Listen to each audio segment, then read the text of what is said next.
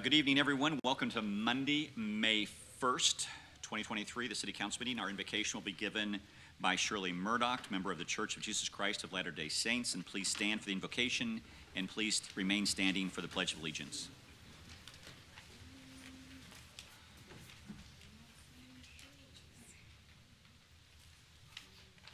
Shirley. All right, do we have a pitch hitter? Pinch hitter, who wants to pinch hit? Go ahead, Lori. Say your name for everybody. Laurie Dean Wiley, Independence, Missouri, the land that I love. Please join me bowing your heads. Father God, I just want to thank you for the opportunity to come together. Thank you for this fantastic group of people, for the work of the city, the work of these individuals on the dais, and the work of the volunteers that really bring business, hope, and what they want to fruition. Lord, I just thank you for the blessings that you give us, especially with beautiful days like this. In your name I pray. Amen. Amen. Please join me.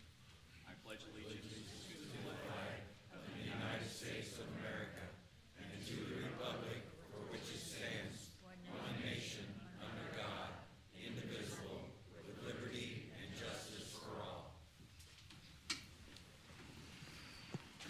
Madam City Clerk, please call the roll. Councilmember Spheres. Here. Perkins. Here. Stewart. Here. McCandless. Here. Steinmeier. Here. Hobart. Here. Mayor Rowland. Here. Mr. Mayor, Please proceed. I would like to make a motion that we move several of the items above citizen requests tonight, because I know there will be a number of them. Specifically, under presentations, the 2023 Preserve Independence Awards, the esteemed American Public Power Association Reliable Public Power Provider Diamond Award, and the presentation resolution 23736. Second. Okay. And we've got a second, so we've got a motion and a second to move those items up. Any discussion? Hearing none, Madam City Clerk, please call the roll. Councilmember Spheres. Yes. Perkins. Yes. Stewart. Yes. McCandless. Yes. Steinmeier. Yes. Hobart. Yes. Mayor Rowland. Yes. That brings us to, we've got two presentations. The first is the 2023 Preserve Independence Award. And Mr. City Manager, I'll call on you to set that one up, if you could, please. Be happy to do so. It's an honor to do this award every year, and I would ask the award presenters to go ahead and come forward, and Ms. Shea from Community Development is going to handle that for us. Thank you. Good evening. My name is Wendy Shea. I'm the Historic Preservation Manager for the City of Independence, and I apologize that I've got a little bit of laryngitis tonight, so I'm going to try to shout as best I can. We are celebrating the National Historic Preservation Month for the entire month of May, and part of that celebration annually is the presentation of the Preserve Independence Awards. This year, just to give you a background, we established the awards in 2001 by the Independence Heritage Commission, developed to honor the challenges of preserving Independence's rich heritage, and intended to recognize the efforts of individuals, organizations, and projects displaying an exemplary commitment to historic preservation. Our categories for our awards include Distinguished Service for individuals and organizations, and Outstanding Building Restoration and Rehabilitation. And this year we are proud to present the Truman Heritage Habitat for Humanity's efforts with the Young School. They acquired the building in 2015 from the Independence School District. Through a capital project of over $2 million, they have proceeded to rehabilitate the building, also recognizing its heritage as a school building. It is locally designated in our as a local landmark, and currently they're utilizing the space for program and education, and the building was officially dedicated in June of 2022. Tonight we have Corey Tharp here, who is one of our Heritage Commission members, to present the award, and I believe we should have representatives here from Truman Heritage Habitat.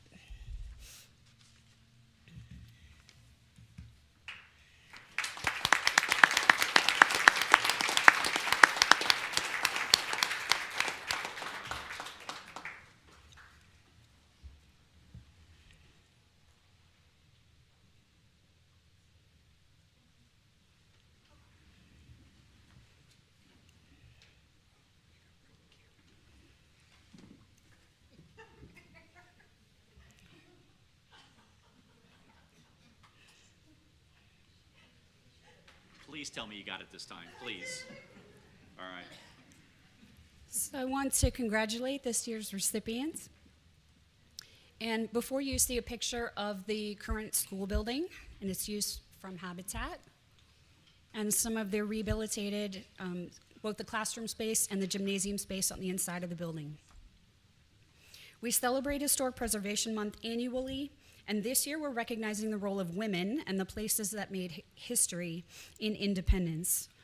This year, as part of our celebration, we have activities that include learning about the ladies who changed history at the 1859 jail, the Vale Mansion, the Truman Home, Lake City Ammunition Plant, the Truman Library, and more. Event details are posted both on Facebook and at visitindependence.com. We'd like to recognize some of our community partners that include the National Park Service, the Civil War Roundtable of Western Missouri, the Jackson County Historical Society, and the Truman Library and Presidential Library and Museum. Thank you for your time this evening, and we hope that you have an opportunity, if you have not already, to tour the Young School building. There will be an open house soon. Okay. Thank you. Thank you very much. Great job.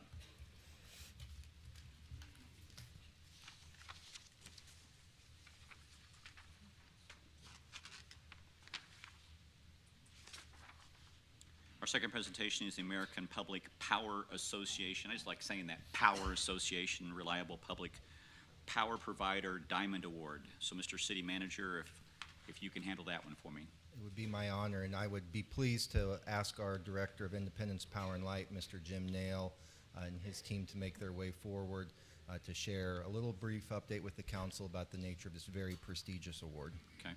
Evening, Mayor, Council. The American Public Power Association is a national organization representing over 2,000 municipal utilities across the country. Annually, they do a review, an in-depth review, looking at all aspects of the utility operation, and approximately 225 people, or municipal utilities, are awarded the Reliable Public Power Award. The Diamond Award is the highest level of that, and I've got folks at the conference this week receiving those awards.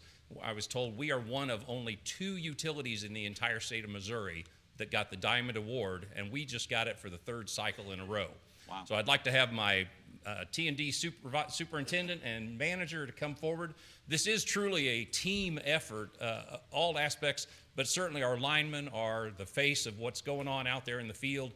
This award says essentially we have fewer outages, they're shorter, and they affect fewer people than 99% of the utilities out there. So this is a great testament to the work of all of our folks, and very proud to have our line group here to represent them for receiving this award. Okay.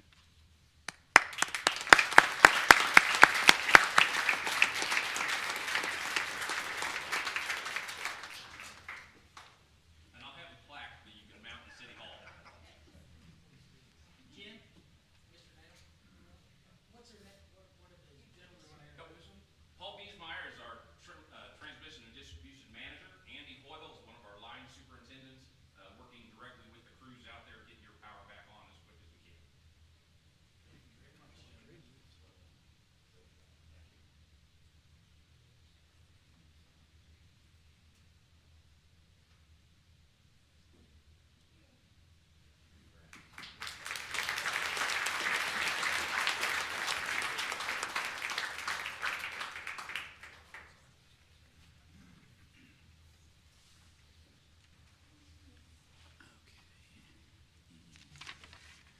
What's our next? Employee of the month. This brings us to our I-STAR recognitions. So, Madam City Clerk. Bill number 23-736, a resolution recognizing Cheryl Reisinger, Administrative Assistant 3 with the Community Development Department as the I-STAR Award recipient for May 2023. And we've just got some of the nominations. Cheryl was nominated 3 times, not once, but 3 times. So that doesn't happen all the time. So that's an accomplishment in herself. And so here were some of the things that people said about Cheryl. Cheryl's a huge asset to the Community Development Department. She is a wonderful person and a great coworker. Cheryl's the first person to jump up when someone comes to the counter for help. Cheryl goes out of her way to help everyone, and we love working with her. So wouldn't everybody like to have that legacy? The second one is reasons for nominating this person. Cheryl is always willing to help others out, not only in our department, but other departments. She's usually the first one to get up to help customers at the front counter, and she goes above and beyond to take care of them. Cheryl comes to work every day with a positive attitude and always puts others first. So I love that about Cheryl. But yet, wait, there's more. Cheryl has a great attitude towards the public and is always willing to assist in the front counter. She works well with others and has a great attendance, and see these two examples below. So there was a vacant position left behind on a lot scanning a lot of the case files for a different division. So basically, a lot of paperwork backed up, needed to be scanned. Cheryl volunteered to get us caught up on scanning and scanned almost 100 case files in less than a week. I was very appreciative of her getting this project done so quickly. My second example is that she was hired for our new vacant structures program.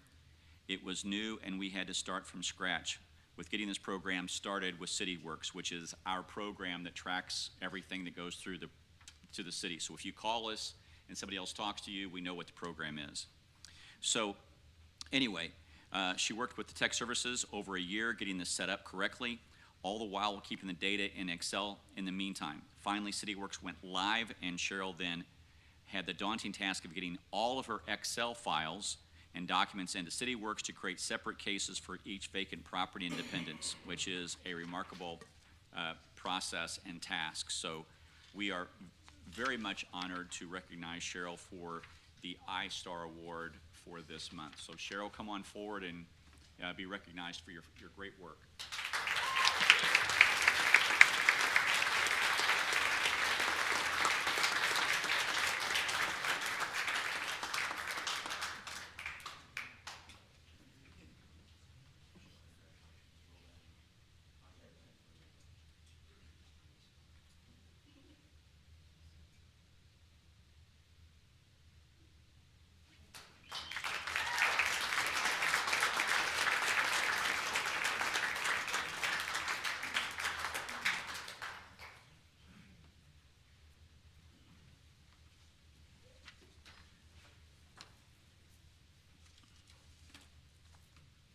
Okay, and that brings us to citizens.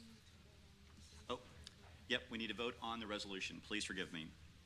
Madam City Clerk, please call the roll. Motion in a second, please. Mr. Mayor, I'd move to approve 23-736. Second. Okay, we've got a motion in 2 seconds. Any discussion? Seeing none, Madam City Clerk, please call the roll. Councilmember Spheres? Yes. Perkins? Yes. Stewart? Yes. McCandless? Yes. Steinmeier? Yes. Hobart? Yes. Mayor Rowland? Yes. Okay, and this brings us to citizens' requests. The first one is Miriam Keith, and you've got 2 minutes, because I think this is the third time you've talked on it, so that's why the rules are that way.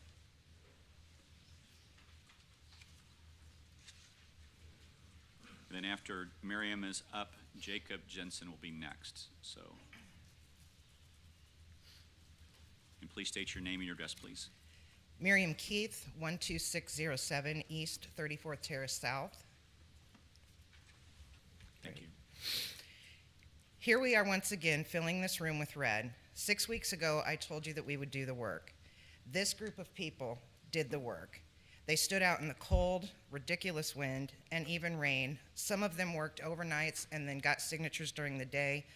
Some of them drugged their kids out to help them. But we did what we said we were going to do. When we were out there, what we asked the citizens is that we want the pit bull ban lifted. Let me repeat that. We want the pit bull ban lifted. 5,679 citizens said they wanted it lifted too. That number is amazing. Putting that into perspective, the marijuana tax passed with 4,971 voters. The last two council members got elected with 5,177 and 4,908. Even our mayor only got 200 more votes than that. We got 5,679. You have 1 minute. I have given you guys the cost of what it costs us to have the animal shelter have a pit bull ban. I've given you the reasons why Independence BSL does not work. We have given our citizens a false sense of protection. We have a dangerous dog ordinance. It's time for you guys to do your job. We spent the last month asking citizens what they wanted. We did the ballot for you. Please do your part and overturn this ban. Thank you, Miriam.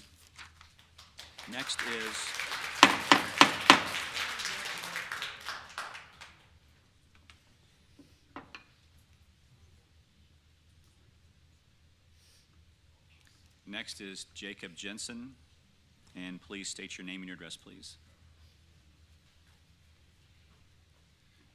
All right, so my name is Jacob Jensen at 509 East Rankin Road. Sorry to kind of short. I'll try to speak as fast as I can. So, No worries. Take your time. so in short, the reason I'm here for something that will be on the agenda May 15th. Unfortunately, my wife, we live in Utah half the year and here half the year, and so she's having her baby the beginning of June, and that's why I'm speaking here, because I won't be here next time.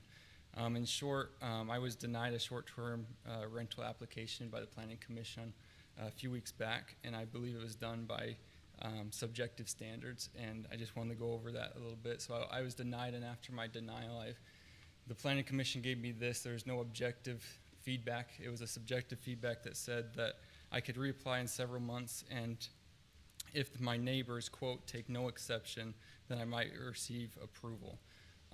Also, quote, hell would freeze over before I approve this application. I think if you review that, there's nothing objective given back to me to actually work on. I have a couple dilemmas with this. I only had 2 neighbors come and speak against me that lived within the proximity.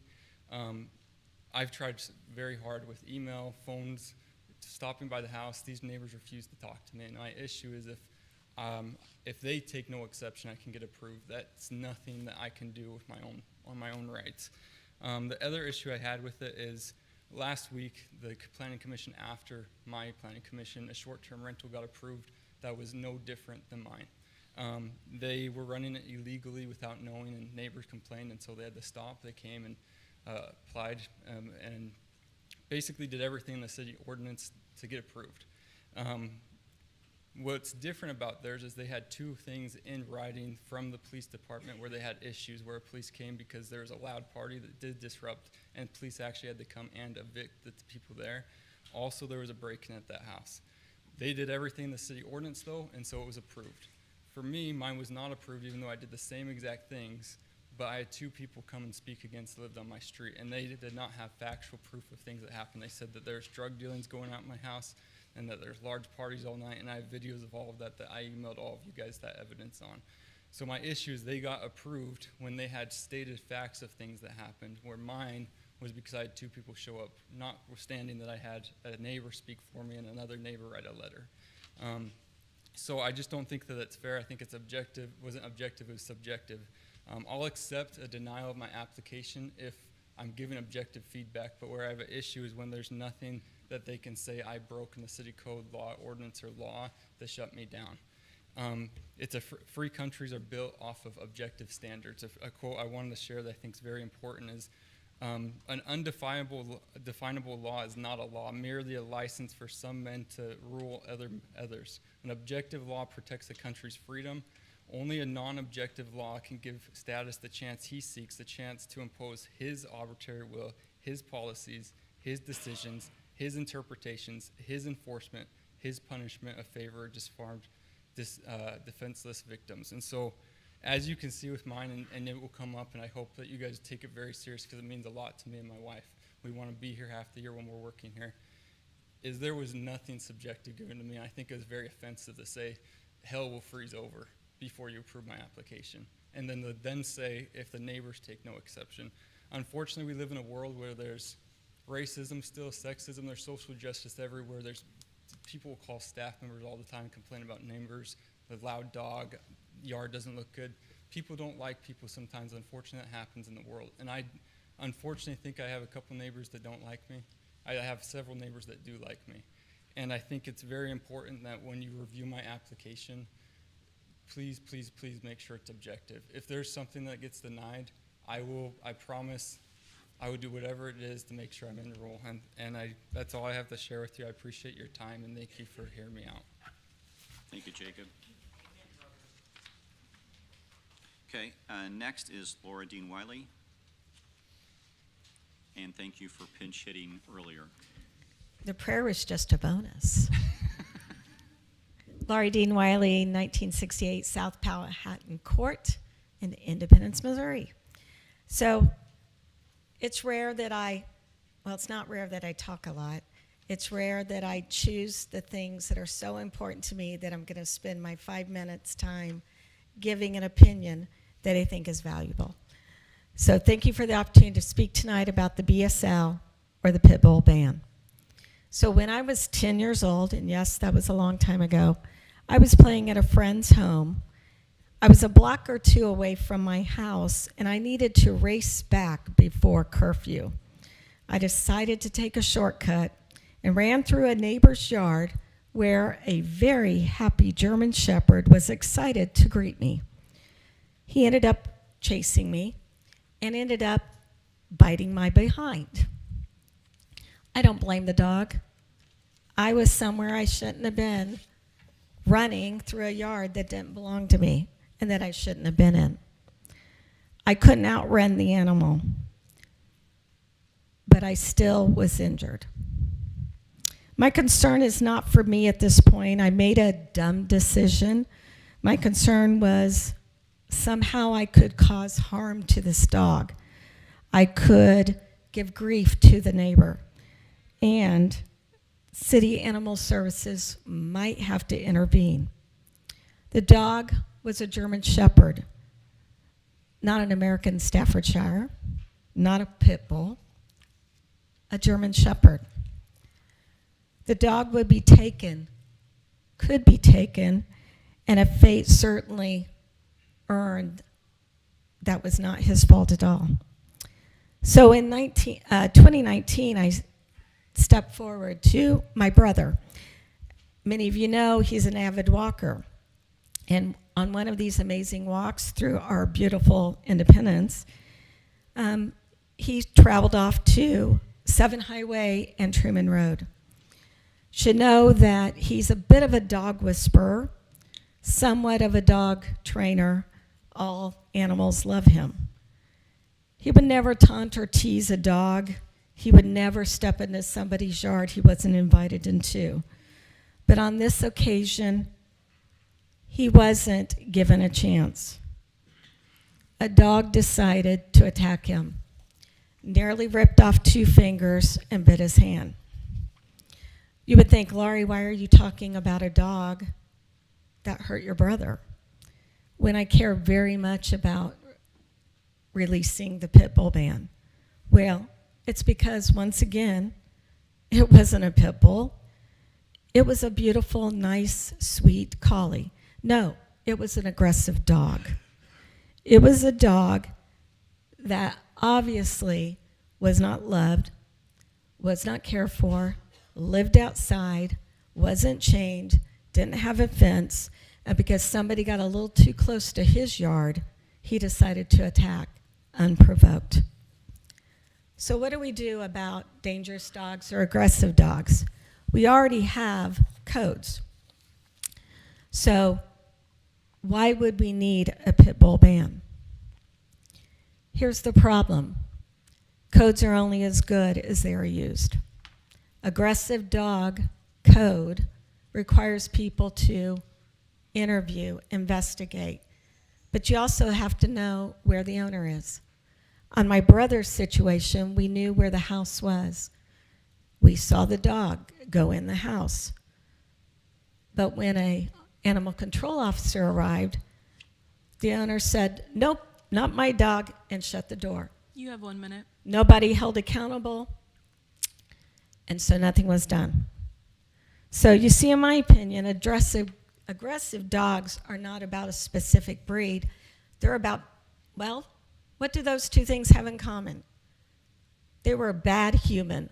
I was a stupid 10-year-old that walked into a yard I didn't belong to, and a human owned a dog that they didn't care for.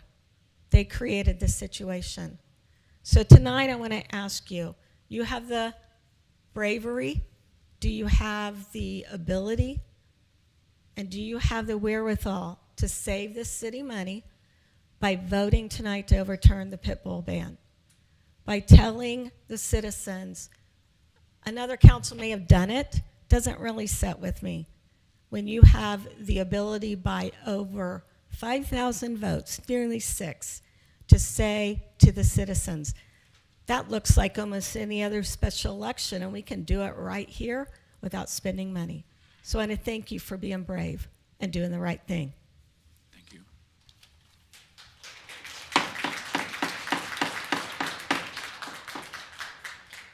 All right, I love everybody's enthusiasm. But there are differences of opinions on this issue.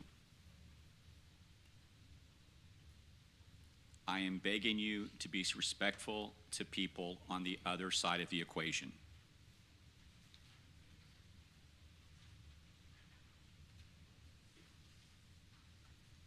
Can we do that? Can I get a nod of heads, please?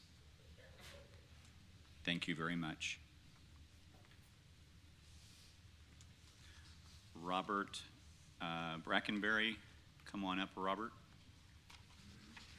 And then Terry Kelly, I believe it's Tweedy would be after that. So Robert, please state your address, and you have 3 minutes, please. Okay, thank you. You bet. I really appreciate this opportunity to address the council and you folks. Breed-specific legislation, better known as BSL, is a mantra. It's a buzz phrase. It's meant to elicit feelings of racism. Dogs have been bred for centuries to accentuate particular abilities and temperaments. BSL is not racism. Race doesn't determine temperament or ability. The breeding of dogs does. Beagles, Rottweilers, Blue Tick Hounds, German Shepherds, and yes, Pit Bulls were not bred to be pets, they were bred to do a job. Hounds were bred to track and retrieve game. German Shepherds were bred to protect livestock, and Pit Bulls were bred to fight and kill. I concede that each of these breeds has seen duty as pets. But it's inescapable that the dog's natural tendencies will shine through. Sometimes that's a good thing. The internet is loaded with stories. A pit bull loved by its family for years suddenly, without apparent provocation, mauls a baby, a mother, or a 3-year-old. It's heartbreaking. That being said, I don't think it'd be right to grab a family's dog and destroy it. I do think it would be reasonable to stop breeding activities, sales and purchases, or transfer of pit bull puppies within the city limits. I also think it's reasonable to impose an insurance requirement that must be verified when any pit bull type dog, Staffordshire Terriers included, is licensed within an Independence address. I know that the current ban addresses most of these concerns. I trust our city council to determine the degree of protection the citizens require. You have But 1 if minute. it must come to a ballot issue, so be it. Thank you. Thank you very much.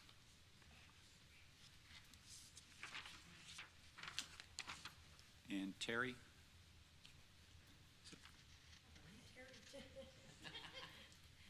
Terry Kelly, Tweedy.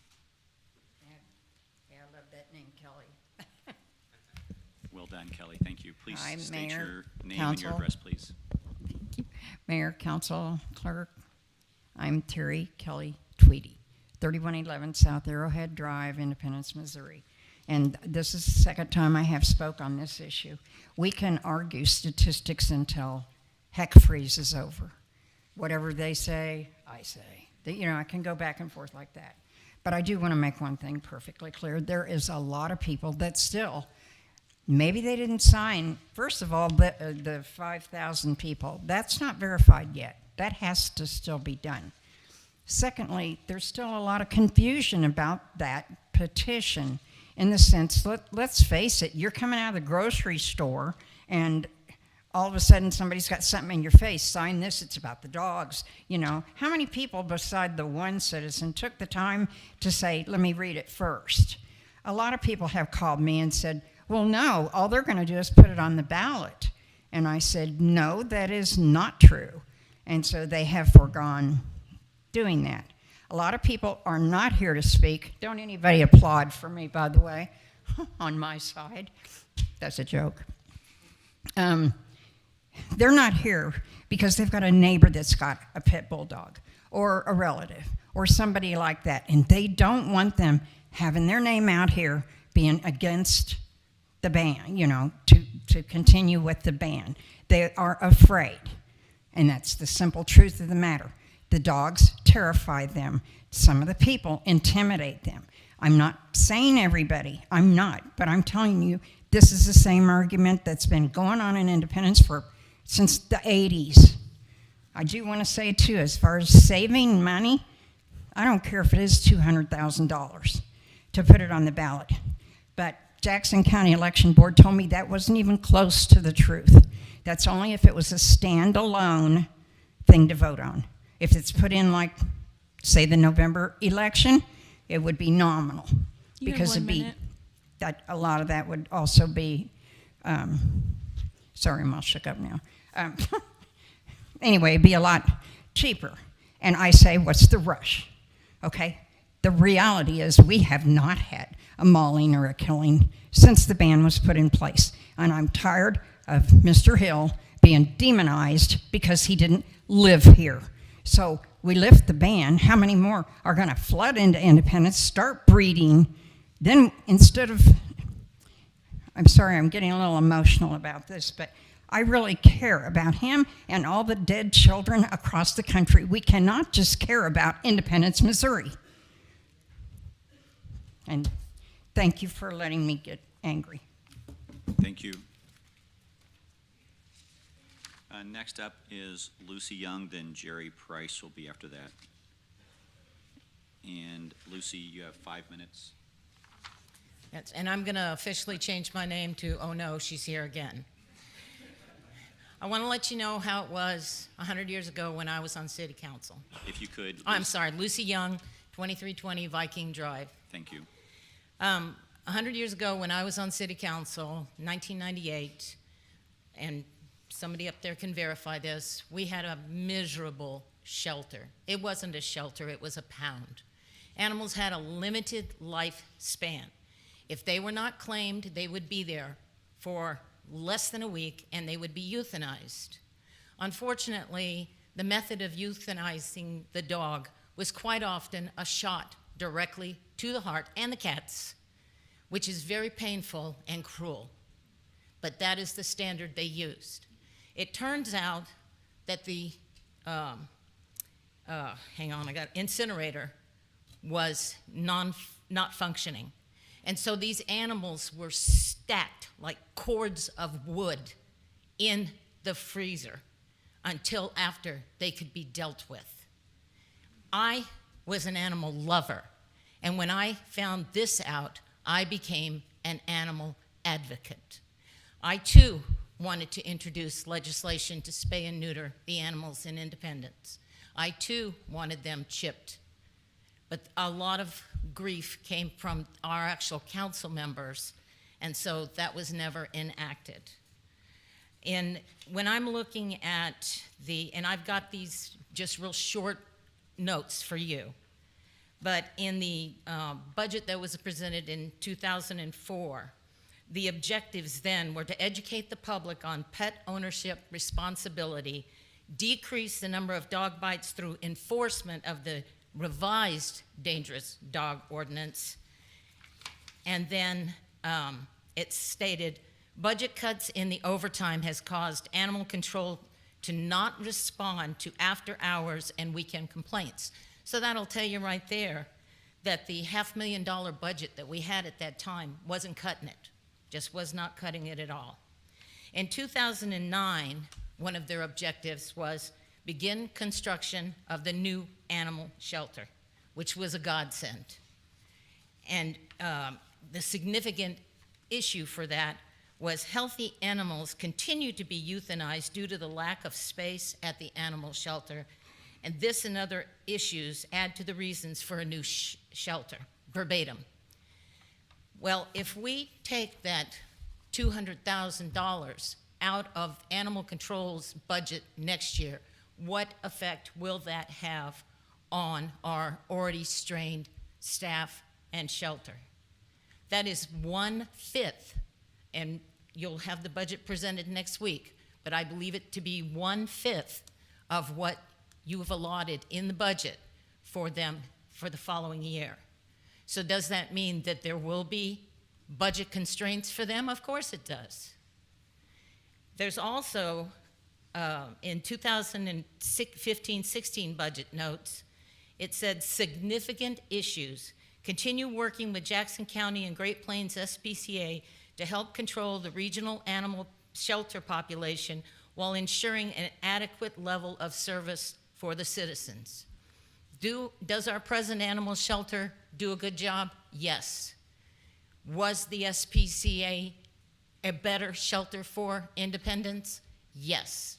If you remove the BSL, perhaps we can get another 5013C in here.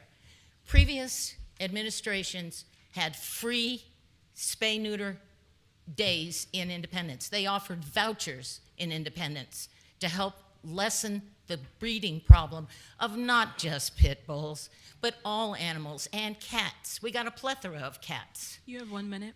If we can reduce the number of animals born, then we can reduce the number of animals that need a home in the shelter and can be rehoused. I also have the dog bite stats from just a couple of your budgets. And in 2006 and 7, 159 reported cases.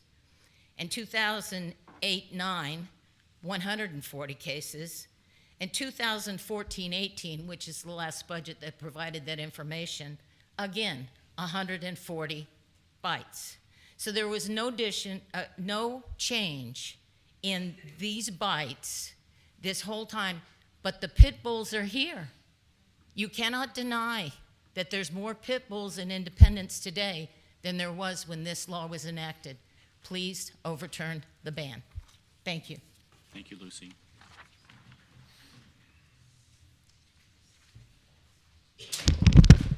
Sorry. My name is Jerry Price. I live at 3900 Chrysler. Lucy, can you I'd give like those to read something back, from the please? National Kennel Thank you. Association. Thank you. Staffordshire Terriers weren't bred to fight. They were bred as nanny dogs to take care of children in England.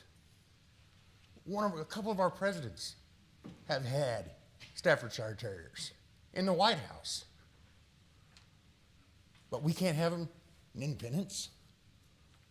It's not the dog's fault. It's irresponsible breeders.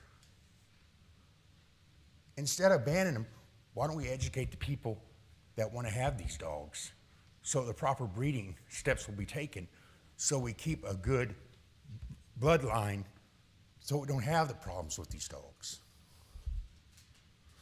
I don't know if any of y'all remember in the 80s when Beethoven was really popular, we had a massive outbreak of St. Bernards biting people. Why? Hollywood kicks dogs out there, they sell them, then people want them. Same thing with Spuds McKinley. Same thing with the Taco Chihuahua dog, which are the meanest dogs in the world. Excuse me. Them and poodles. Ask any mail carrier will tell you I'd rather much deal with a pit bull than a poodle or a chihuahua. It's not the dogs, it's the breeders. It's irresponsible people that don't know how to control their animals. If you learn to control your animals and take care of them properly, you won't have these problems.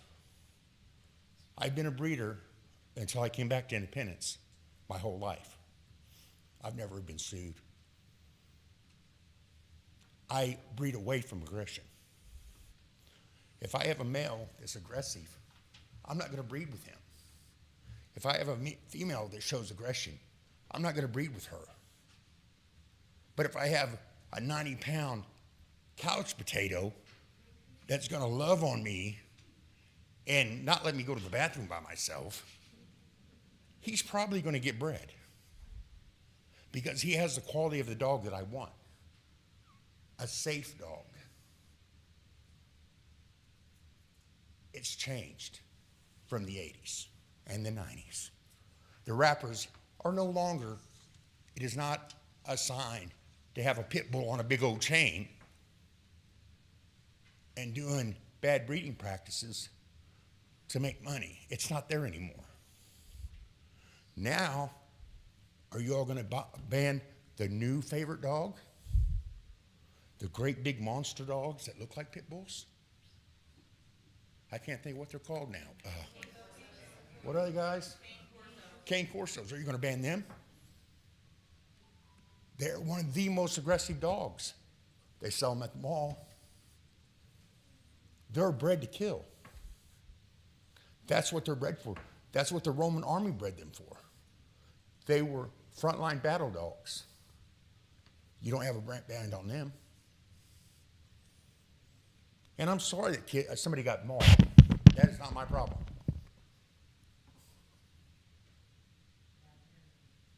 That's the owner's problem. The owner should have been put in jail for that, not the dog. Thank you. Thank you. Next is Jason White. Please state your name and address, and you have 2 minutes. Jason White, 1024 South Forest, and I'll try and be brief, but let's face it, 17 years ago was a tragedy, but that was a criminal act. The individual that perpetrated that was arrested, prosecuted, and convicted of assault. So had that individual used German Shepherds or Rottweilers or something else, we wouldn't be here tonight, because the fear, which is palpable, was about pit bulls. So we created an ordinance that doesn't work. We have more pit bulls than we ever had. And when you look around the area, I get it, there's a lot of statistics, but one of the key ones is call your neighbors. So does Blue Springs have a problem with maulings because they've allowed pit bulls for the last 20 years? Does Lee Summit have maulings because they've allowed pit bulls the last 20 years? The answer is no. So the statistics are relevant, and they're next door. There are neighbors and there are relatives. So I'd encourage you to pay attention to some of those pertinent things. You have 1 minute. Quick thing on the ballot. We didn't pick the charter language. The charter language says you all can put it on the ballot. It's got to be on the next available one. The next available one's going to be August or November. That's probably going to be a single issue.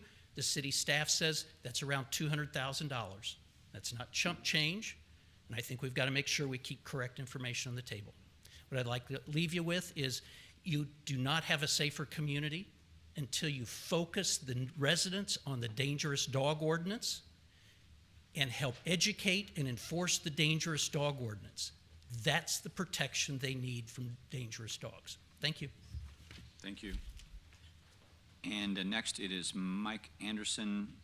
And Mike, come on up, and then please state your address, please. How many minutes I got? 5 minutes. All right. Does that mean you're going to use all of them, though? All right. No, I don't think so. Mike Anderson, I stay on 1700 Hart Avenue. Okay. I don't even know what I'm doing here. Jesus Christ. I just feel like we're here because a lot of us need hobbies. I don't think a lot of people have anything to do. To stand up here and say we should ban a certain breed of dog is just ridiculous. That's just my honest opinion. Pit bulls has been around. They've been around for so long, and I think one thing that I've learned about America is propaganda plays a big part in how everybody thinks and acts, what they see on TV. A lot of people are here, they probably never even experienced a pit bull. They just know that it's the thing to do is to go against them. That's silly if you're one of those people. Secondly, if you've never, well, let me, y'all see I got the clip here, the holster. I'm Independence UPS man, and I come into contact with a lot of dogs every day, and the most dogs that I fear the most usually are the German Shepherds, the Chows. These are the dogs that as soon as I step foot on someone's property, they're ready to bite my head off. Earlier today, I would show you all the video footage, but I came across a pit bull, and I'm not just using this for the moment. This really happened. I got the footage. and the dog was just wagging its tail, greeting me, happy. One thing I know about America is none of us take accountability for our actions, the people. We always want to deflect and put it on something else. It's just like the thing that's going on with the guns. A gun is just sitting there. It takes a human being to go grab the gun and go do what they're going to do. Just like if you have a good household, if you're a wholesome, pure person, chances are, 100% chances are, your dog is going to reflect that. So it's not the pit bull, like that's ridiculous. Stop the madness. It's not the dogs, it's the people. If you got a pit bull that's out here attacking people, we need to go to the person, the owner, and have them, take whatever lessons or whatever on how to be good people. It's a matter of good and bad people, and it's a matter of good and bad dogs. The dogs are a reflection of who owned them.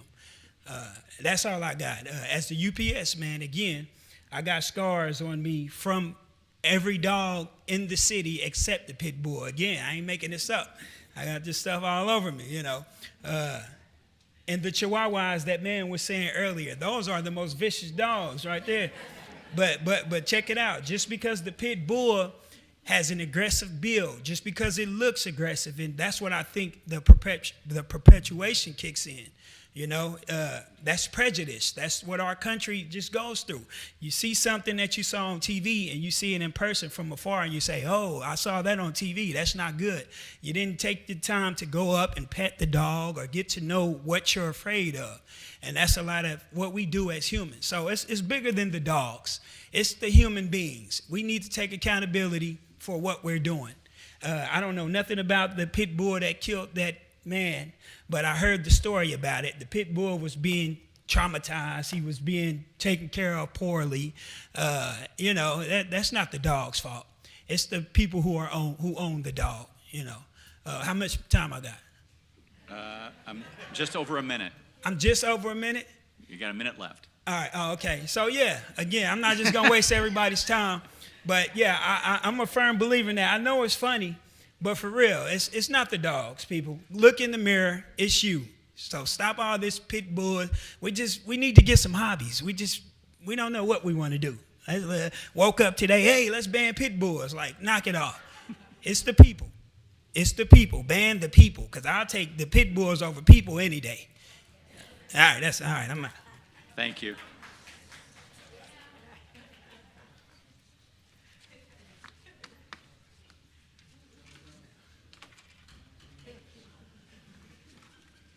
I think I see a comedy hour in your future.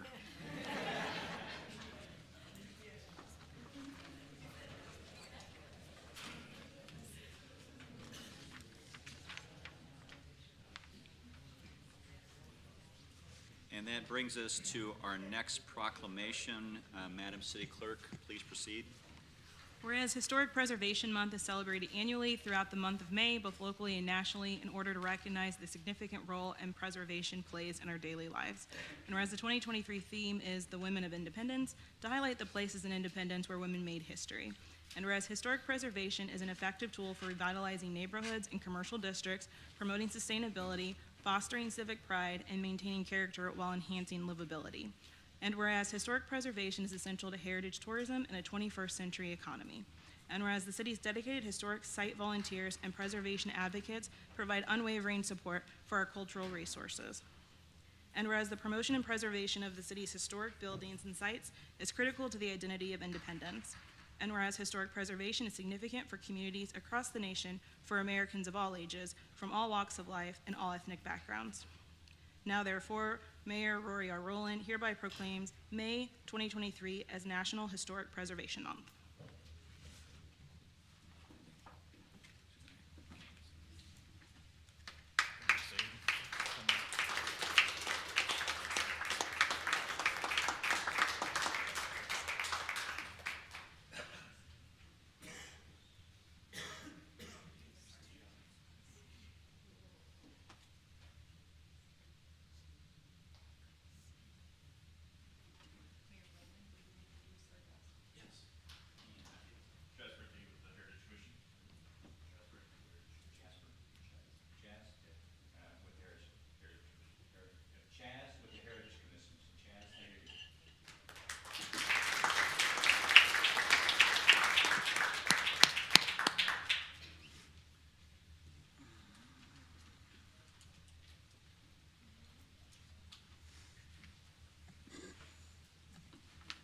Mr. Mayor, Well, let me say that we're at the consent agenda first, and then we'll do that.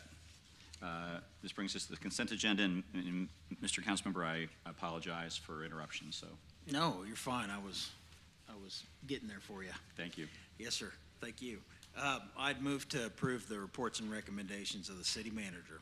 Okay, we've got a motion and a second. Are there any council members who wish to pull any of the items? Mr. Mayor, Please proceed. I'd like to pull Resolution 23-740. 23740, okay, we'll pull that one.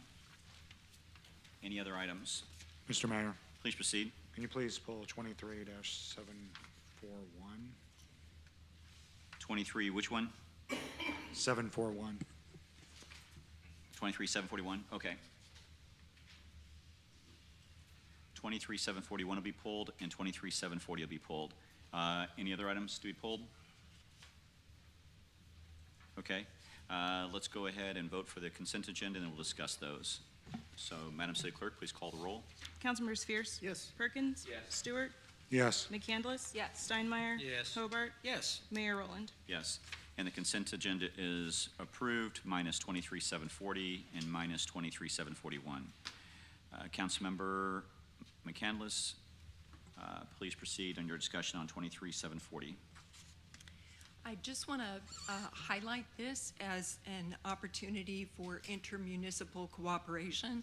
This is a statement of common purpose between Lee Summit, Blue Springs, Grandview, Raytown, and Independence, so that we have the opportunity to work together on issues related to people experiencing homelessness. I think this is a great opportunity for Independence to be part of solutions, and so I just wanted to highlight that.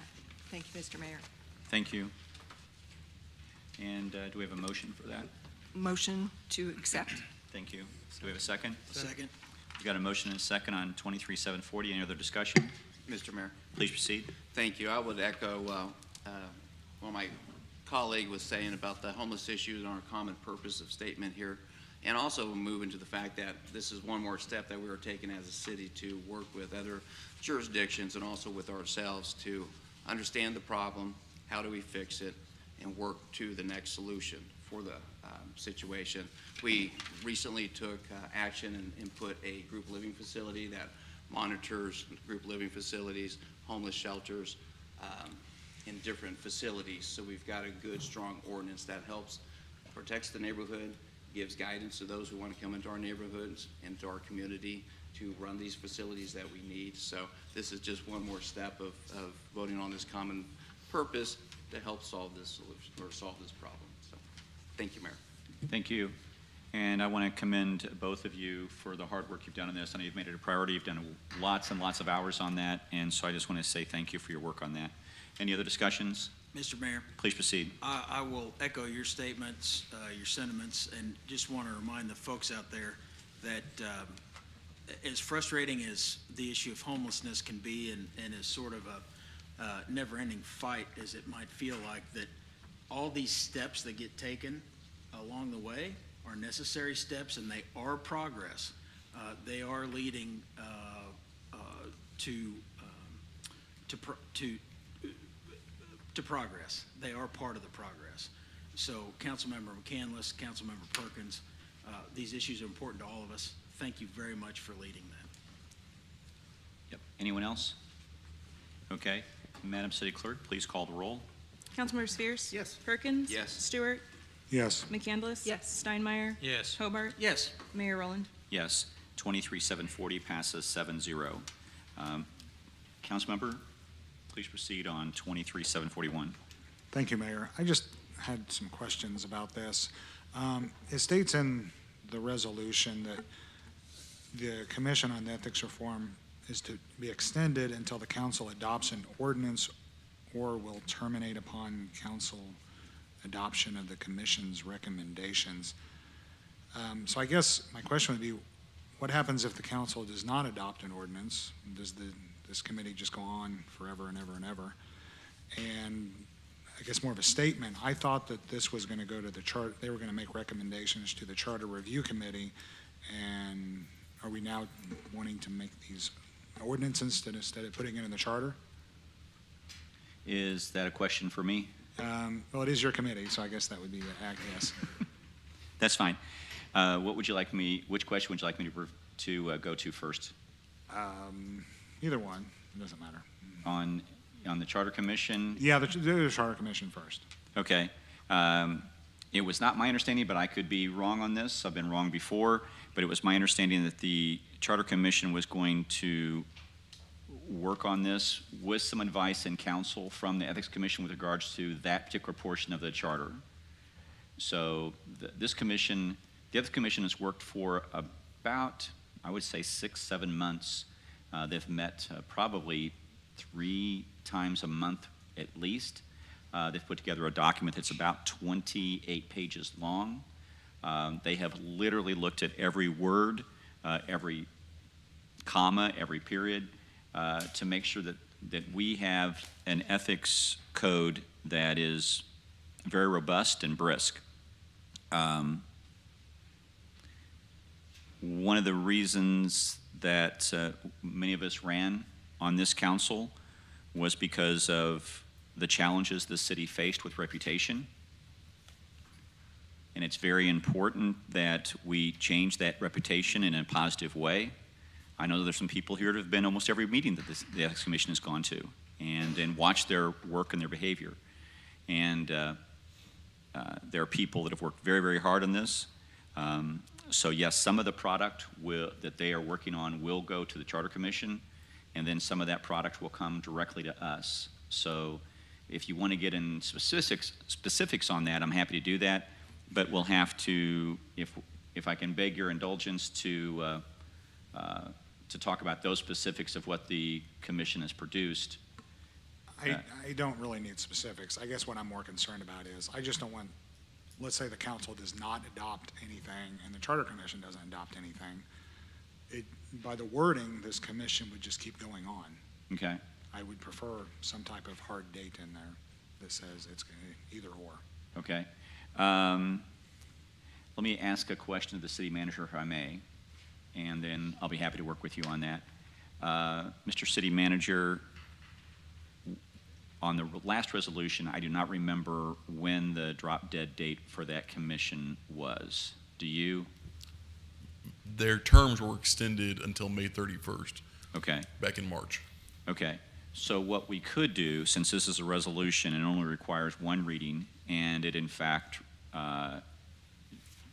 just requires one reading, with your indulgence, council member, we could postpone this. You and I can work on this, get language that you're comfortable with, and then move forward. Would that be something that'd be helpful? Yes, that would be very helpful. If you would like to entertain a motion on that, I'd be happy to entertain it. Okay, I'll make a motion to postpone this to the next regularly scheduled council meeting. Second. Okay, we've got a motion and a second to postpone 23-741. Need further discussion? Mr. Mayor, Please proceed. I'd like to see the progress that they've made. I mean, I got the first 25 pages. If they've now are up to 28, I'd like the additional 3 pages if I could, please. Okay. And Mr. Cover, I think if I'm correct, it's actually in your hands. If I'm correct, or is it back to the Ethics Commission? It was handed back to them last week. Okay. After the legal review was done. Right. So that's where it currently is. That's right. Okay. Please proceed. Don't we have them bringing information to the study session here in May? We won't be doing it in May because there needs to be some rewrites. So we've actually postponed that one to, I think, probably the first study session in June, if that's correct. That's my recollection. I want to make sure I was correct. You are correct. Okay. June the 12th. Okay, so June the 12th will be the first meeting that we do that. So that's a great clarification, and we've put that off specifically to address the council members' questions with regards to what is the product, and so people can look at it prior to that. Because one of the things that we wanted to do, Councilmember Steinmeier, was actually make sure that we gave it to you well in advance with the new deadlines that we have with regards to items to be on the agenda, so it's not presented on a Friday, and then you have it for a Monday meeting, which produces a tremendous amount of chaos over the weekend. Now we've got the schedules way ahead in advance, so you get it at least 10 days in advance. I don't know if we'll have the final product to you prior to that date, but I'll check with the commission and see what we do, because there's a lot of work that they're doing back and forth between Jeremy's office and their office, and then commission members looking at it. it's a big product. So very good. Soon as, I will ask the commission as soon as they get the final product to give it to the council and to do that. So I think that's a great question. Okay, so we've got a motion and a second on the table. Any other further discussion to postpone this to the next meeting? Any further discussion? Okay, Madam City Clerk, please take the roll to postpone this item to the next meeting. Councilmember Spears? Yes. Perkins? Yes. Stewart? Yes. McCandless? Yes. Steinmeier? Yes. Hobart? Yes. Mayor Rowland? Yes. And 23-741 is postponed to the next meeting. Very, very good. That brings us to the regular agenda. We have a public hearing. And this takes the public hearing. We'll open the public hearing. Madam City Clerk. A public hearing for the application by Phil and Lisa Snegniger requesting a rezoning from I-1 Industrial to R6 Single Family Residential for the property located at 617 North Hawker Avenue. This is a new information-only public hearing. Thank you, Mayor, members of the council. My name is Rick Arroyo with the Community Development Department, Assistant Director of Community Development. This rezoning was considered by Planning Commission on March 14th of this year. Planning Commission did vote in favor of this rezoning. This is a property at 617 North Hawker Avenue that was a legal, non-conforming single-family residential property. It lost its conformity, having been vacant for over 6 months. It did have some structural issues. The property owner has been working with staff to make those improvements, and to do so, it needs to be rezoned from I-1 Industrial to R6 Single Family. And so that is the purpose of the rezoning, and I have no new information to provide. That closes the public hearing. And Madam City Clerk, please read the bill. Bill number 23-029, an ordinance approving a rezoning from District I-1 Industrial to District R6 Single Family Residential for the property at 617 North Hawker Avenue in Independence, Missouri. Second and final reading. Any discussion on this item?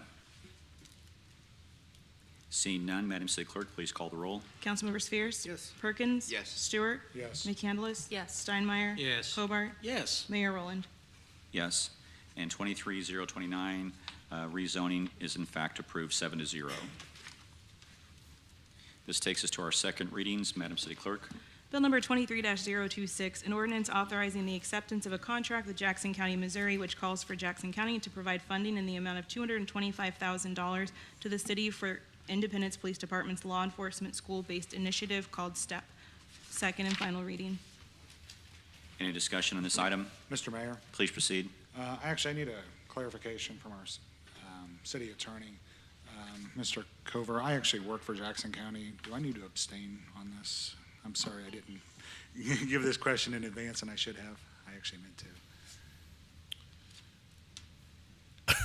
I mean, technically, as long as, you're not going to be personally benefiting from this, it's not required. Whether or not you feel that it's still appropriate or not to vote is up to you. But that's, as long as you're not personally benefiting, then it wouldn't be required that you recuse I'm not yourself. personally benefiting, I Good. guarantee that. Thank you. Thank you. Anyone else? Other discussion? Okay, Madam City Clerk, please call the roll. Councilmember Spears? Yes. Perkins? Yes. Stewart? Yes. McCandless? Yes. Steinmeier? Yes. Hobart? Yes. Mayor Rowland? Yes. 23-026 passes 7-0. Madam City Clerk, please proceed. Bill number 23-027, an ordinance authorizing and directing the city manager to accept a warranty deed from the Rock Hill Homeowners Association for the ownership of the Rock Hill Sanitary Sewer Lift Station, and to additionally accept ownership of approximately 2,144.6 feet of sanitary sewer force main. Second and final reading. Thank you. Any discussion on this item? No discussion? All right, Madam City Clerk, please call the roll. Councilmember Spears? Yes. Perkins? Yes. Stewart? Yes. McCandless? Yes. Steinmeier? Yes. Hobart? Yes. Mayor Rowland? Yes. 23-027 passes 7-0. Madam City Clerk, please read the next bill. Bill number 23-028, an ordinance amending Article 1 of Chapter 4, Property Maintenance Code pertaining to repairing dangerous buildings. Second and final reading. Any discussion on this item? Mr. City Manager, if I may, could you just give us a brief kind of summation of what this does and how it works for those folks who are watching and may wonder what this is covering? Sure. So this topic is relating to dangerous buildings in the city, whether they be residential, commercial, industrial, any type of dangerous building. The city's done a lot of work over the last several years to try to expedite the process for getting these dangerous buildings demolished. If you're living next door to one of these, there's any manner of issue, and we want to get these addressed as quickly as possible for the neighborhoods. One area that our staff has found that will give us an additional opportunity to expedite that process is around who can submit plans for addressing these properties. In the past, and as current city code holds, an engineer has to submit plans for repairing or bringing a dangerous building back up to conformance with city code. If the council enacts this ordinance, that will allow for an architect to do that work instead, which just takes one less step out of the process. The property owner doesn't have to go down and try to hunt an engineer to do this, pay the cost of an engineer, the workload, et cetera. So we think this will expedite the process further, help make it less cost prohibitive to the property owner, and get that money put into repairs at the property and not necessarily on an engineer seal. Okay, thank you very much. Any further discussion on this item? Mr. Mayor, Please proceed. is this for residential and commercial properties? Yes, sir, correct. So they're both going to be looked at? Correct. Thank you. Anyone else, other further discussion or questions? Madam City Clerk, please call the roll. Councilmember Spheres? Yes. Perkins? Yes. Stewart? Yes. McCandless? Yes. Steinmeier? Yes. Hobart? Yes. Mayor Rowland? Yes.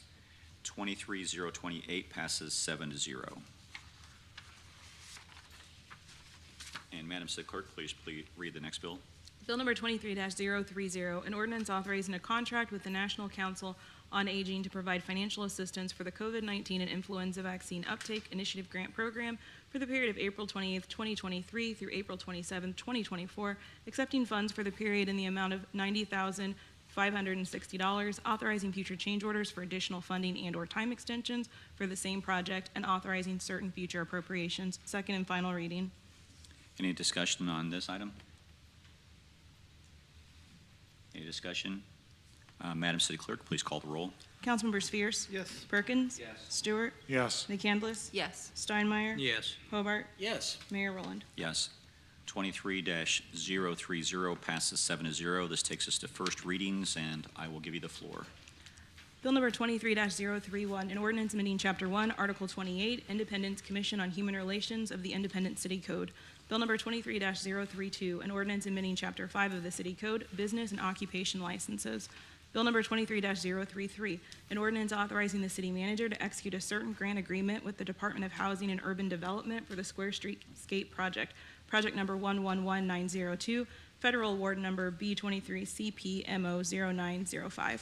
Bill number 23-034, an ordinance approving a rezoning from District C1 Neighborhood Commercial to District R6 Single Family Residential for the property at 10103 East Kentucky in Independence, Missouri. Bill number 23-035, an ordinance approving a rezoning from District C1 Neighborhood Commercial to District R30 PUD High Density Residential Planned Unit Development and approving a preliminary development plan for the property at 10101 East Kentucky Road in Independence, Missouri. Bill number 23-036, an ordinance approving a rezoning from District R6 Single Family Residential to District R6 PUD Single Family Residential Planned Unit Development and approving a preliminary development plan for the property at 2710 Southwest Port Road in Independence, Missouri. Thank you. And that will bring us to councilmember comments. I'm going to switch up the order tonight and call on Councilmember Hobart first. So Councilmember Hobart, please proceed. Thank you, Mr. Mayor. A couple of things tonight. First off, the city celebrated Arbor Day with a celebration at the Uptown Market on Saturday. Charlotte, a great city employee that anybody that loves plants and trees is familiar with, she told us that Karen DeLucci's redbud at the Vale Mansion is blooming and coming along great, so that's obviously wonderful to hear. We miss Karen very much so. It's great to hear that her tree is doing well. We are also learned that we have been designated a Tree City USA. So thank you, Director Nail.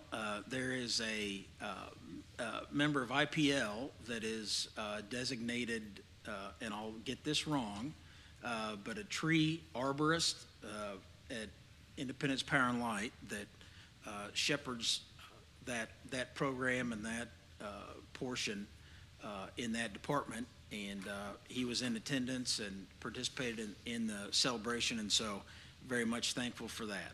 So thank you for all the city's work on that project. Now, on to the big story of the evening. Mr. Walker, Mr. Cover, would you please, can you please describe what we do with the petitions and the petition that was turned in by the folks that did the BSL, please? Yes, sir. The petition was delivered to the Jackson County Election Board this morning in order to verify the signatures. That's all laid out in the charter. The election board has 30 days to verify the signatures and report that back to the city clerk. If it comes back that there is sufficient signatures, then at that point, the city council has 30 days to act on that, either to adopt an ordinance that would put the language in place on its own, or to put that on the ballot at the next available election. If it comes back that the signatures were insufficient, then the organizer has 10 days in order to gather additional signatures to meet that requirement. Thank you very much. And Mr. Walker, or I don't mean to put you on the spot, Ms. Behrens, do we know the exact number or close to the exact number of signatures that need to be verified to meet the threshold number?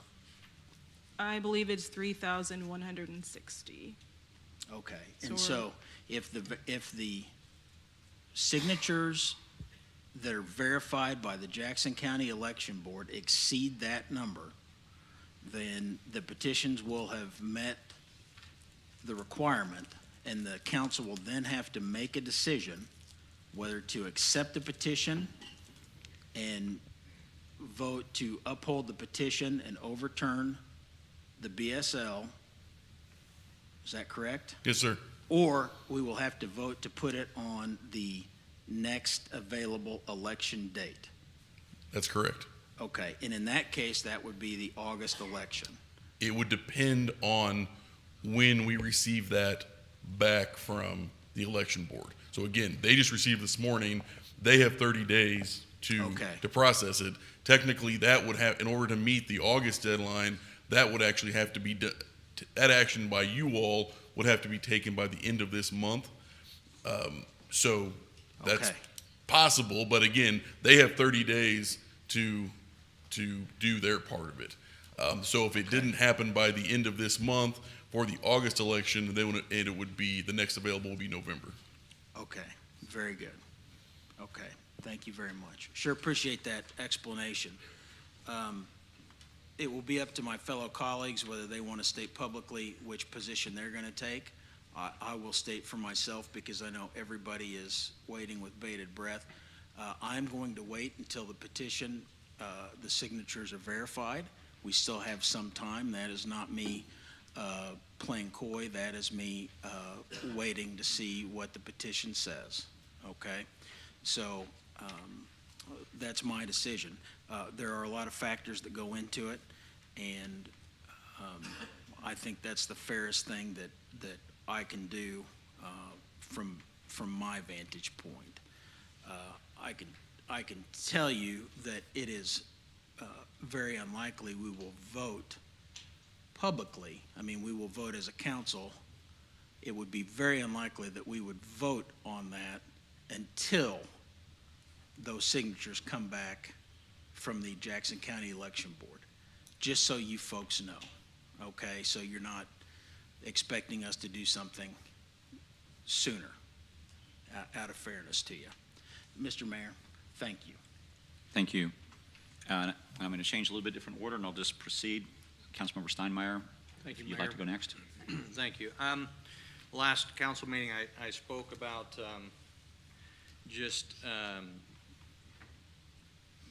giving our first responders space when they're en route to an emergency. I had, last Tuesday, I went over with the chief of police to look at our 911 dispatch. I'd never been there, and I wanted to see, and I'm glad that I did. It's a beautiful building. The technology's wonderful. I can tell you they're hiring, so if you know anybody that needs work, that's a good place to start. Go on our city website and look for those openings in IPD. On our way back, riding with the chief, there was an incident that we went to, and he ran the lights and sirens, and I have to tell you, we didn't do a good job listening and pulling over. It's a little unnerving when you're going that fast. Bob can tell you it's a skill, and I realize people panic and whatnot, but please, when you hear the fire trucks, when you hear the police cars, get to your right. Get over and let them have the pathway to get to where they were going. I wanted to mention what I witnessed, because this is public safety's, that's the first rule of government. Our job is to keep you safe. That's our job. Your safety and welfare is the first priority of government. When we arrived, we had a car that had apparently, do I have to say allegedly? Yes. Allegedly stolen, with a driver who allegedly lost her driver's license and was driving on a suspended license. Anyway, there was 3 occupants in the car. The car had bullet holes in it, and they pulled a backpack out and pulled out a semi-automatic weapon and a fully automatic weapon. This was rolling around in our city. And they also discovered fentanyl and what looked like fentanyl. And we were in a dead-end street, and thank God that situation turned out to be really positive for our first responders, because that could have been bad. They don't carry fully automatic weapons just to brag about them. And so I was grateful that we rolled up and everything was done so well. And I wanted to commend Officer Johnson, who was one of our new hires, Training Officer Hankins, Officer Gehring, Training Officer Henry, Officer Campbell. They did a fantastic job. You should be very proud of the way they conducted the pursuit, that no one was hurt, and we got some fentanyl and some serious weapons off the streets. And that goes on in our streets every day. So please, when you hear those sirens, please, please make your way over and let them get to where they're going safely, keep you safe. That's their biggest priority, is keeping you safe while responding to the emergency. Also, our fire department in April had 21 house fires. That's a lot for us. 21 house fires in April. And they did them very well. And no one was hurt in our first responders. And they do such a dangerous job. I want you to know that your tax dollars to keep you safe, they're being spent well. And you have good people keeping you safe and keeping our community safe. So when you have opportunity, make sure you thank them. It's not like they're getting rich doing this job, and it's a dangerous job. So I just wanted to thank them publicly, let you know that they do a fantastic job, and you should be very proud of them. So thank you, Mayor. That's all I have tonight. Thank you, Councilmember. Councilmember? My comments are going to start with photograph. Meg will get that up. We had the opportunity to recognize not the best photograph because it was taken at 2:30 in the morning in the middle of the street. So, lighting wasn't great. But this is a picture of Ray Shockley. He's the guy in blue, a 98-year-old World War II Navy veteran who was honored. What? Go Navy, all right. Who was honored with the Veterans Honor Flight to Washington, D.C., where he was also invited to lay a wreath at the Tomb of the Unknown Soldier. He had served on the USS Macomb as a radar man, and a special thank you to the Independence Police Department who provided an escort at 2:30 in the morning to get him to the airport to catch his flight, and then he was greeted by hundreds of people when he made it back. So what a great way to celebrate good folks in Independence. So if you would pass on to your team at the IPD how much he appreciated that. Second, several city employees went on a trip to Manhattan, Kansas to really understand their redevelopment and rejuvenation efforts in their downtown. The Flint Hill Museum, if you have not been, is absolutely beautiful. And that was what they used to anchor their effort. I was really impressed with the long-term vision that they had for that area and the willingness of the city, the chamber, developers, civic organizations to work for years to see that vision fulfilled. We have a lot to learn from them. I think that long-term planning is one of the things that is the most important to me, that when this council isn't sitting here, that we have left good pieces in place to be able to continue that work, because many of these efforts take multiple years. I have a shout out to some city staff. Countryside Suites on Noland Road, which is a hotel there, had some issues with water backflow. And the city has been working with them for months to address the issue, and it finally became critical enough that the city had to close the facility until it could be fully addressed. And the staff worked until late in the evening to be able to be sure that all of the residents had been safely moved to alternate locations. I'm sure that wasn't on their to-do list that day, but thank you to staff who spent countless hours making sure that that went well. MoDOT will be working on the Blue Ridge overpass over I-70 and replacing that bridge, which is currently held together with like twine and chewing gum. And it will be closed until November, so we will have probably a send-off celebration to get rid of that bridge because it's really needed to be replaced. But it means that many people will have to find a different route around that spot because they'll be closed for a long time. If you got the opportunity to go to the Kite Festival at La Bonite Park in partnership with our colleagues in Sugar Creek, I hope you enjoyed it. It was wonderful. Whoever in the city arranged for perfect weather, they should get special commendation for that because it could not have been a better day to fly kites. And May is National Bike Month, so I want to encourage people to ride and do it safely, and to follow up with Councilmember Steinmeier is really be alert on the road because there are people walking their dogs, there are people out with baby carriages, there are people on their bikes, so really be thoughtful so that safety is attended to. I'm not going to make any statements on BSL tonight. As we get closer to the point where we are in a position to vote, I'll give you my rationale. I've spent a lot of time thinking about this and looking for the data, so that for me this is a very logical discussion, because there's certainly emotional responses on both sides, and I look forward to our discussion when that time comes. Thank you, Mr. Mayor. Thank you, Councilmember. Councilmember Stewart. Thank you, Mr. Mayor. I just want to say I will also not be making any statements in regard to BSL. I'm going to wait until it's certified.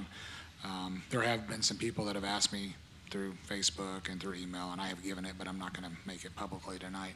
Mr. City Manager, I had a situation recently I discussed with you where I had some homeless individuals basically camping out in a residential neighborhood, and due to another council member with their help, we were able to get a social worker to help one of these individuals, and now she's returned.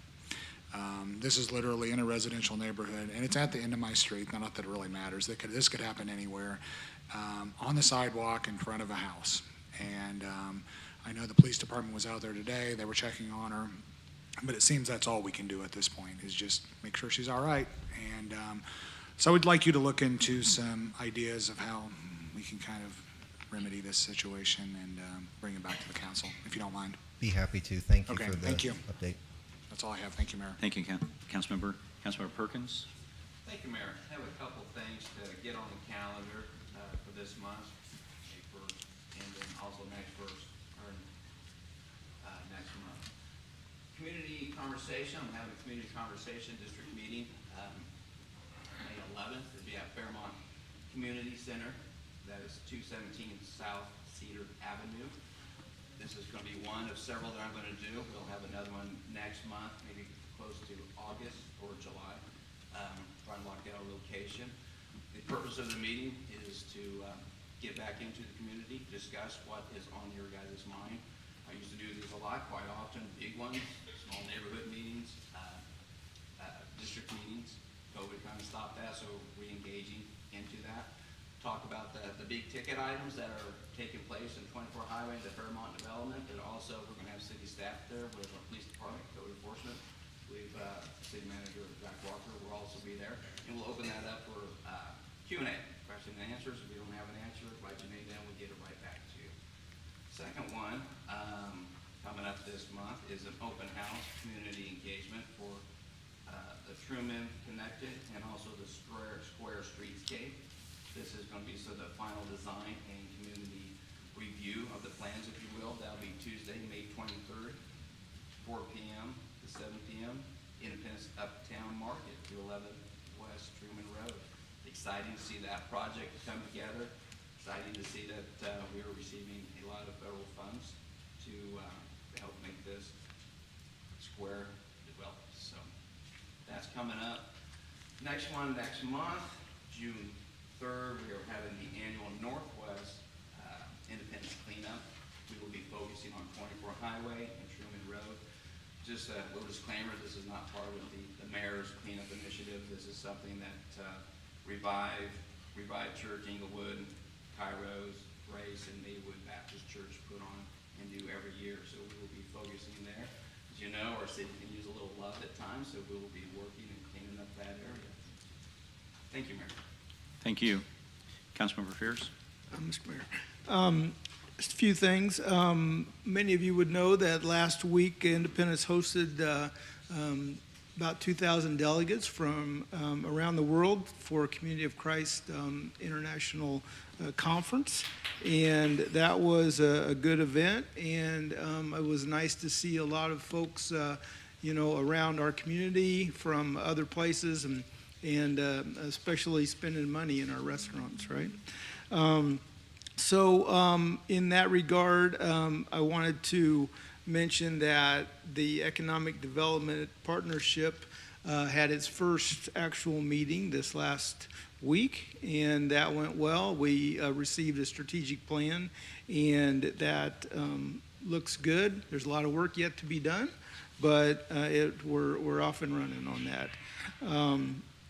Then wanted to mention, Councilmember Steinmeier, that at the Audit and Finance Committee, you'd asked the Audit and Finance Committee to take a look at the Crackerneck Creek TIF, and we did ask the city manager to do that. And so he's in the process of that. Just wanted to, you asked it in a public setting, so a lot of folks might wonder about that. So I just wanted to mention that. And lastly, regarding I appreciate all of the interest in the animal from the animal folks. And so I guess, Mr. City Manager, just a question in that regard. We talked about making a presentation on the dangerous animal ordinance. Do you have that scheduled yet? Just curious. We have that scheduled for May the 22nd. So typically we have not been having the fourth Mondays as an additional study session. But the Tuesday evening of next week, we have not just the budget presentation, but several other items. So we thought maybe that might be a little too much content at one time. So we were asked to schedule that for the May 22nd study Okay, session. that sounds good. So I just wanted the folks that are attending to know that that is being looked at, and we're taking a look at that. And, from my perspective, I won't be making any formal statements tonight. I am looking at lots of information that I'm receiving, and from all sides of the spectrum, and that's, I think, our job as council members to be fully informed and try to make good decisions. So that's what I'm doing. That's all I have, Mayor. Thank you, Councilmember. Just a few things here. On April 6th, attended the ISD Academy Awards, honoring the city with our engagement program, where we actually have young people from the school district work for the city along professionals and learn about their careers. So that's a great one. Also recognizing that the CSL Volunteer Luncheon was at the Midwest Genealogy Center on April 20th, and it was a great showing there of folks who volunteer for CSL. And without their volunteers, I'm not sure if CSL could operate. So lots of folks in our community give their time and efforts to make sure that we've got a great community. On April 20th, Wild About Harry was here in Kansas City. Doris Kearns Goodwin was there. She is a remarkable speaker. If you get to ever hear her, I highly recommend it. She's written a great book on leadership, which I like much. And so I just wanted to put a shout out to that. I know Councilmember McCandless and we went on April 21st to city officials training with Jeremy Cover's firm, and you educated us about a plethora. I wanted to say plethora today. So a plethora of legal aspects that the city has to be aware of, and you did a great job of that. We covered a ton of material very quickly, so well done there. And on April 22nd, went to Kenny James Memorial. Kenny was an employee here that was well loved and liked, always had a great sense of humor, always smiled. I don't think I ever saw Kenny when he wasn't smiling. What a testament to a great life if we could always smile. And so let's remember Kenny in our thoughts and prayers. And then Mr. City Manager, I have one question. I know we're working on the dangerous building demolition ordinance, and I'm going to bring that up for, I believe, a second reading. But I also wanted to talk a little bit about, make sure that we kind of look at people that are doing renovations in their house, doing projects in their house. What are their time frames? What are their limits? So if you could get back to us on that and have a discussion about that, I think that'd be a great thing to have that discussion. Okay, I'll speak with staff and get a response. And there's one last thing here. I need to take a moment to get my notes.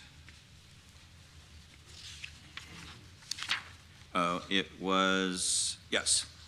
Item 23032, that may seem innocuous and not a big deal, but we've had, basically for a lack of better words, sex shops been opened in our city.